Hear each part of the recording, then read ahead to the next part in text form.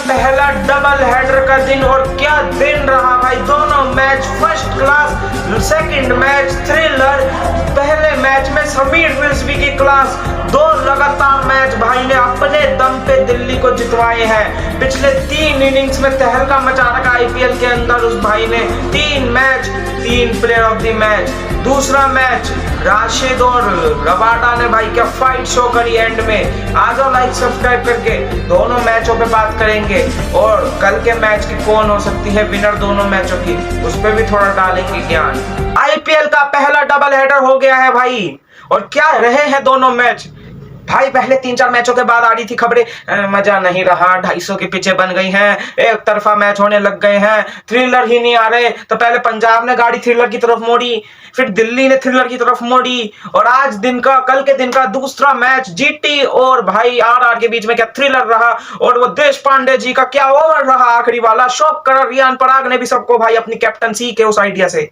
आओ पहले first match पे बात करते हैं, क्योंकि उधर भी समीर रिजवी की क्लास दिखी है। वो बंदे भाई पिछले 3 आईपीएल इनिंग्स में 3 player of the match awards ले चुका है।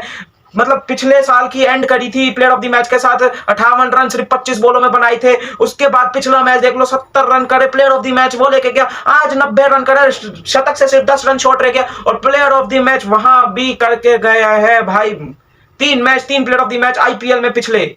बहुत ही गदर तगड़ी परफॉर्मेंस आ रही है यहाँ पे समीर रिजवी की तरफ से, क्योंकि भाई मुझे खुद नहीं लग रहा था, सच बोलूं तो, कि मुझे लगा पहले मैच में परफॉर्मेंस हो गई, आज शायद से नहीं कर पाएगा, लेकिन गलत प्रूफ करते हुए 90 रनों की शानदार आतिशीबारी खेली। एक टाइम पे भाई 16 बॉलों पे 10 रन पे था, लेकिन उसके बाद जो अनरियल एक्सेलरेशन करा निशंका के विकेट के बाद, बहुत धांसू, बहुत तगड़ा मोर बना दिया भाई साहब एमआई के बॉलरों का। और क्या समझदारी से भरी इनिंग्स थी। बुमराह पता है फास्ट बॉलिंग में भाई उनका लीडर है, हेड है, उस पर रिस्क नहीं लेना था। उसके ओवर में भाई सिंगल लेके निकाल दिया, बाकी सबको पेल पाल दिया।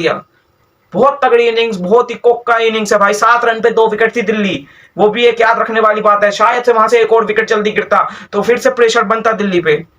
तो दिल्ली के भाई पिछले दोनों मैचेस में जल्दी विकेटें गई हैं। केएल राहुल दोनों मैचों में चले नहीं है। दिल्ली टॉस जीतती है, कहती है हम करेंगे भाई फील्डिंग। एमआई वालों आ जाओ, करो दिन में बैटिंग हमारे सामने। और भाई पिच एकदम फंसी हुई पिच थी, मतलब बॉल रुक के आ रहा है, बहुत ज्यादा स्लोअर बॉल फंस रहा है, स्पिनर की बॉल ग्रिप कर रही है पिच में, बहुत कुछ हो रहा था पिच में। और उसी पिच पे भाई कुलदीप के 4 ओवर पूरे नहीं करवाए जाते, वो एक सवाल जरूर रहेगा। लेकिन फिर भी बॉलिंग इतनी अच्छी करी है सभी ने कि मुकेश तक के 4 ओवर पूरे नहीं हुए, जिसने इतनी तगड़ी कोक्का बॉलिंग करी थी। और देखोगे तो भाई आप लोग विकेट उनके भी जल्दी गिरते हैं। मुकेश एक ही ओवर में 2 विकेट ले जाता है, रिकल्टन तिलक दोनों को। रिकल्टन 9 रन, तिलक 0 पे। उसके बाद पार्टनरशिप बिल्ड होती है रोहित और उस कल के मैच का कैप्टन सूर्य कुमार यादव के बीच में, क्योंकि हार्दिक पांड्या कल खेल नहीं रहे थे, अनवेल था या इंजरी थी, जो भी था दोनों में से नहीं खेल रहा था भाई। तो वो था कैप्टन सूर्य कुमार यादव, और सूर्य ने भाई बनाई 50 और 50 करते आउट। उससे पहले रोहित आउट हो गए थे 33-34 रन पे। तो वहां पे फिर से प्रेशर शिफ्ट होता है एमआई पे, और वो प्रेशर फिर बढ़ते जाता है जब नमन भी आउट हो जाता है और सब आउट होता है। लेकिन सेंट्रल की एक अच्छी छोटी इनिंग्स आई, बोश ने एंड में 2 चौके लगाए, वो बहुत हेल्पफुल था। और आप 160 प्लस चलेगा किसी भी तरीके से। 163 आपने कर दिया, 164 का आपने उनका कहा टारगेट है भाई बना दो। भाई आए, पहला रन बनाया राहुल ने, और उसके बाद 1 रन पे राहुल आउट। दोनों बोले ऐसी थी पिछले मैच की भी और आज के मैच की भी, जिसपे विकेट नहीं जानी चाहिए थी, लेकिन राहुल की दोनों मैचों में विकेट गई है। एक एकदम बाहर थी, उसमें थर्ड मैन पे आउट, और एक एकदम डाउन द लेग थी, तो उसमें कोर्ट बिहाइंड हो गया। तो वो दोनों विकेट अनलकी डिसमिसल बोल लो या विकेट फेंक के गए वैसे बोल लो, वो बॉल विकेट लेने वाली तो थी नहीं बिल्कुल भी। तो राहुल फेल हो गए। उसके बाद नीतीश राणा आता है भाई, मतलब क्या सोच के वो रन भागा समझ नहीं आया। और ऊपर से उसने बंदे ने मेरे हिसाब से बुमराह को लाइटली भी ले लिया था, क्योंकि देखोगे फुल स्पीड स्प्रिंट नहीं लगाई, वो थोड़ा इजीली भाग रहा था कि हाँ पहुंच जाऊंगा। लेकिन जब बुमराह ने बॉल हाथ में उठा के मुड़ा, तब जाकर भाई को नहीं हो सकता, तो डाइव मारने गया सीधा, और वो आउट हो गया। उस चक्कर रन आउट हुआ वहां पे। तो 7 रन पे 2 विकेट डाउन हो गई थी दिल्ली की। प्रेशर एक और बार दिल्ली पे बढ़ चुका था। एक एंड पे निशंका था, 4 नंबर पे फिर से रिजवी को भेजा जाता है। मेरे को पर्सनली लगता है नहीं चलेगा, लेकिन गलत प्रूफ करा। जब तक निशंका ने तोड़ा एक एंड से, तब तक भाई रिजवी ने कुछ नहीं करा अपनी तरफ से एक्स्ट्रा। इनफैक्ट 16 बॉलों पे 10 पे था, या 17 बॉलों पे 11 पे ऐसे बोल रहा था। लेकिन उसके बाद जो अनरियल एक्सेलरेशन करी और 90 रन की इनिंग्स खेली, एकदम तगड़ी इनिंग्स है। दिल्ली को 2 मैचेस सिंगल हैंडेडली भाई ने जितवा दिए हैं। पिछले दोनों मैचेस अपने दम पे जितवाए हैं, और बहुत तगड़ी तरीके से जितवाए हैं दिल्ली। वरना भाई दोनों मैचेस हार सकती थी। हाँ स्टब्स था पिछले मैच में, हाँ आज भी पीछे स्टब्स और अक्षर थे, लेकिन कुछ नहीं पता, अगर वो विकेट भी जल्दी गिरता तो कुछ नहीं पता कि पीछे क्या हो। तो वो प्रेशर हैंडल करा और उसको अच्छी तरीके से एंड तक फिनिश करा, वो बहुत सही बात है। तो वहां पे दिल्ली ये चेस कर लेती है कर्टसी समीर रिजवी और फर्स्ट इनिंग्स में बहुत तगड़ी बॉलिंग की वजह से, खासकर इनगिडी की। और उसके बाद सेकंड मैच के पास चले दिन का, तो वो होता है भाई जीटी वर्सेस आरआर। थ्रिलर, बहुत तगड़ा थ्रिलर, क्योंकि अगर आप देखोगे भाई आरआर को पहले बैटिंग का न्योता दिया जाता है, अहमदाबाद में मैच होता है, सूर्यवंशी और जायसवाल फिर से ये ओपनिंग पार्टनरशिप रहती है, ब्लॉकबस्टर हिट 70 रनों की साझेदारी कर देती है।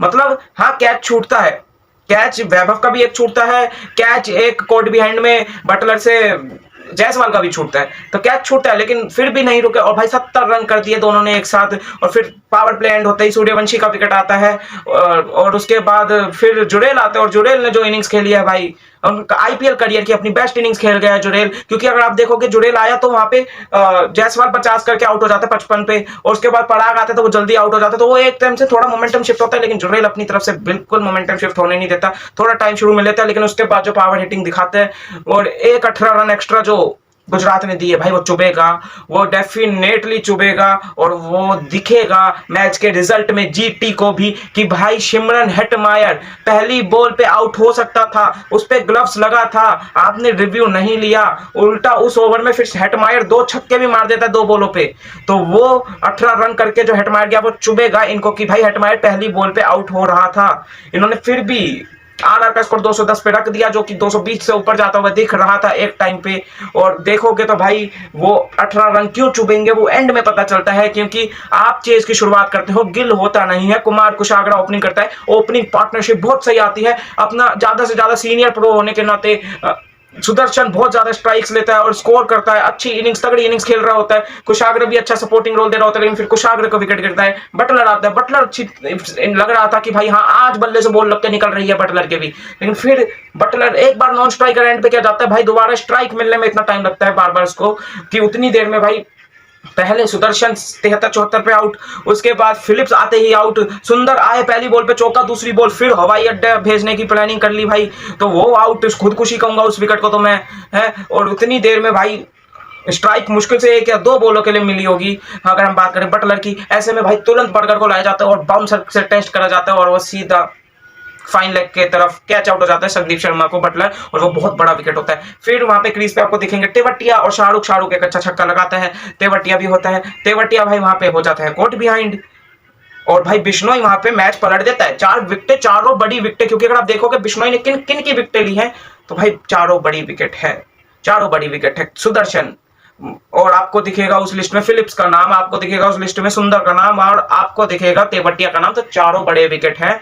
हाँ ठीक है हल्के फुल्के रन पड़ते हैं बॉलर को, लेकिन 4 विकेटें मतलब मैच जितवा दिया आपने अपनी टीम को वहीं पे, लेकिन लग रहा था सबको तेवटिया आउट हो गया, उसके बाद मतलब भाई जड्डू के हाथ से आप 3 रन चुराने की कैसे सोच सकते हो, जडेजा है वहां पे डीप में, आप फील्डर देख के तो चांस लो, वहां पे जडेजा है और ये लोग कहते हैं आ जाओ भाई, शाहरुख कहता है 3 रन भाग जाओ, और हो जाता है रन आउट, वहां पे हो जाता है रन आउट, तो शाहरुख का विकेट जाने के बाद सबको लगता है मैच खत्म क्योंकि रबाडा आ गया बैटिंग पे, लेकिन भाई ऐसा तो हालात नहीं होता, ऐसे तो सीन नहीं होते। रबाडा और भाई जो फाइट शो करी शाशिद ने एक साथ, मतलब एक टाइम पे दोनों ही 10 बॉल पे 20 रन पे थे, वो क्या पार्टनरशिप होती है, मतलब जान अटक जाती है भाई आरआर की। और देखो कि वो 19वां ओवर क्या निकाला है जोफ्रा आर्चर ने, और वो पहला ओवर होता है उस इनिंग का जिसमें बाउंड्री नहीं आई होती है, उससे अंदाजा लगाओ आप वो क्या ओवर डाला, 3 या 4 रन, 4 रन का ओवर था वो मेरे हिसाब से मैक्सिमम, और उसके बाद सबको लग रहा होता है आखिरी ओवर बर्गर डालेगा, लेकिन भाई ध्यान पराग करता है सबको शौक अपने कैप्टनसी मूव से, वो कहता नहीं तुम लोग को जो सोचना सोचो, मुझे पता है बैटर्स ने भी बर्गर के हिसाब से करी होगी प्लानिंग, तुषार देशपांडे को दिया जाता है ओवर, मास्टर मूव साबित होता है वो एंड में। और देखो मुझे जो इसकी एक वजह दिख रही है कि बर्गर की 140 प्लस पेस, यानी कि अगर एज भी लगा तो वो जाएगा, वो स्पीड से जाएगा बाउंड्री की तरफ, लेकिन तुषार देशपांडे के पास उसके मुकाबले कम स्पीड है 10 किलोमीटर के हिसाब से, तो वो इतना नहीं है, प्लस उसकी यॉर्कर्स ज्यादा इफेक्टिव है, तो इसलिए तुषार को दिया जाता है और वो यॉर्कर्स ही डालता है। और एक एंड टाइम पे इक्वेशन आती है 2 बॉल 7 रन, और भाई जो बॉल उसमें डाली जाती है वो स्लॉट की बॉल होती है, आपको इससे अच्छी बॉल नहीं मिलती छक्का मारने के लिए, लेकिन प्रेशर नाम की एक चीज होती है जिसने अपना काम वहां पे करा, और राशिद खान का विकेट गया। लेकिन जो फाइट शो करी रबाडा और राशिद ने वो बहुत तगड़ी थी, एक टाइम के लिए आरआर ने सोच लिया था शाहरुख के रनआउट के बाद कि मैच खत्म है, सील है, लेकिन ऐसा नहीं होता है, बढ़िया फाइट शो करी। ये थे भाई आज के दो मैचेस। कल भी दो मैच है, कल भी डबल हेडर है और कल का पहला मैच है एसआरएच और एलएसजी। मैं एलएसजी को एज दे रहा हूं भाई, एलएसजी को एज दूंगा। हाँ, मुझे फिर से मैं वही बात बोलूंगा, ये दानवों का, ये टुल्लों का कोई भरोसा है नहीं, चाहे वो हेड हो, चाहे वो मतलब अपना अभिषेक हो, चाहे वो किशन हो, क्लासन हो, नहीं भरोसा इनका। ये चलेंगे तो ये चल ही पड़ेंगे, ये 250 मार देंगे वो मैं मानता हूं, लेकिन bowling unit, Indian bowling unit है, इंडियन कोर है बॉलिंग में इनके पास, लखनऊ के पास, और बहुत अच्छा है। मतलब मोहसिन खान, मोहम्मद शामी लीड करेंगे स्पेस अटैक को। आप मतलब आपके पास प्रिंस यादव है, ऐसी पेस अटैक है कि आपको आवेश खान और मयंक यादव को बाहर बैठाना पड़ रहा है। एंड्रिक नोकिया है आपके पास, दिव्येश राठी पिछले मैच में नहीं आया पर वो भी आएगा, तो अच्छी खासी बॉलिंग अटैक है। इसलिए मैं एज दूंगा भाई, एज दूंगा लखनऊ को।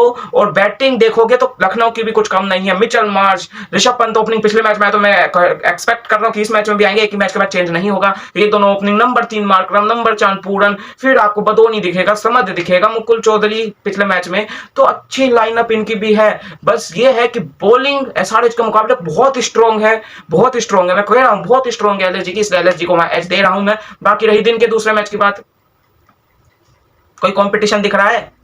आरसीबी वर्सेस चेन्नई की ही बात हो रही है, पर क्या कोई कंपटीशन कहीं से भी दिख रहा है? चिन्नास्वामी में मैच है भले ही, इसलिए तो मुझे और कंपटीशन नहीं दिख रहा, क्योंकि चिन्नास्वामी में मैच है। क्योंकि जैसी बॉलिंग ये लोग कर रहे हैं ना चेन्नई वाले, अगर इनके बैटर 250 बना देना, 250 चेस करवा दे, और आरसीबी की बॉलिंग के सामने खैर ये 250 भी नहीं बना पाएंगे। और 250 छोड़ो, मैं कह रहा हूं 200 बना दे, वो बड़ी बात है आरसीबी की बॉलिंग लाइनअप के बाद। क्योंकि रिपोर्ट्स आ रही हैं कि भाई हेजलवुड भी खेल सकता है आज का मैच, तो वो एक और झटका हो जाएगा, एक और बड़ी न्यूज हो जाएगी। आरसीबी के लिए खुशियां हैं, लेकिन सीएसके के लिए मातम हो जाएगा। हालांकि पिछले मैच में डफी ने बहुत गदर बॉलिंग करी थी, उसको बाहर जाना पड़ेगा। भूवी है वहां पे, कुणाल पंड्या है, मैं चाहता हूं मंगेश यादव को देखना है एक बार प्लेइंग में, तो वो बॉलिंग लाइनअप बहुत स्ट्रॉन्ग है as compare to Chennai. Batting Chennai की फिर भी अच्छी है। मुझे समझ नहीं आ रहा, आपने 14 करोड़ 20 लाख में प्रशांत वीर को लिया है भाई, आपने पिछले मैच में एक ओवर नहीं डलवाया उस बंदे से, क्या करवाना चाह रहे समझ नहीं आ रहा उस पैसों का। अगर बैटिंग ही करानी थी भाई, तो उसमें आपको 14 करोड़ 20 लाख में एक वर्दी बैटर मिल जाता आराम से। इंडियन चाहिए, इंडियन मिलता, फॉरनर चाहिए, फॉरनर मिलता, तो वो चीज पल्ले नहीं पड़ रही। लेकिन RCB clear favourites, clear winner है मेरे हिसाब से भी, चाहे बैटिंग लाइनअप के बेसिस पे हो, चाहे बॉलिंग लाइनअप के बेसिस पे हो। आरसीबी बहुत आगे दिख रही है इस मैच में, और शायद से आरसीबी एक तरफे तरीके से जीत सकती है ये मैच। हो सकता है थ्रिलर चले जाए, we never know, Chinnaswamy at the end, लेकिन आरसीबी वे अहेड लग रही है इस मैच में, और आरसीबी जीत रही है। हम तो हैप्पी आरसीबी वाले। तो आरसीबी का जब मैच होगा तो किसी और टीम की नाम हम लेंगे, तो वो उम्मीद करना भी बेकार है। मिलते हैं भाई कल इन दोनों मैचेस के बाद।